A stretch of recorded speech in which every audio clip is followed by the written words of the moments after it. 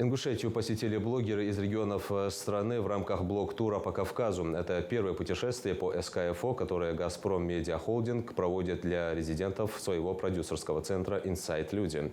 Путь блогеров начался со Ставропольского края, а завершающей точкой станет Дагестан. Своими впечатлениями о регионах Северного Кавказа блогеры делятся с подписчиками. Ингушетия в этом списке в середине маршрута. Здесь путешественники познакомились с богатой историей народа, культурой, традициями. Посетили туристы и нашу телерадиокомпанию «Магаз» и поделились впечатлениями. Мои первые впечатления об Ингушетии были замечательные.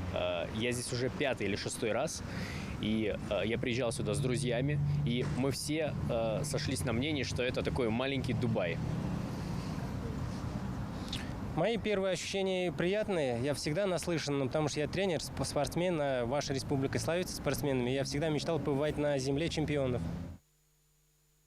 В проекте участвует 30 популярных блогеров. Аудитория каждого превышает 1 миллион подписчиков. Целью проекта является не только демонстрация нетуристических маршрутов регионов, но и обмен аудиторией среди блогеров.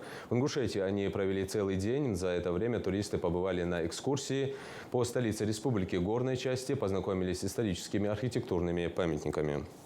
Программа у нас насыщенная, покажем и туристический потенциал нашей республики, так и промышленный. К примеру, мы посетим знаменитый сад-гигант, причем это их инициатива, они сами, видимо, смотрели в интернете и решили посетить его.